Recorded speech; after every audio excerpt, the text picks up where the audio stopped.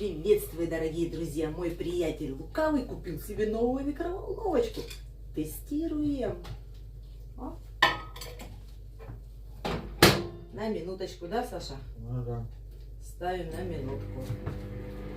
Что, посмотри. Ждем. Что крутит? Будем делать горячие бутерброды. Это мы любим. Что, подгляди, крутит? Крутит, крутит. Все работает.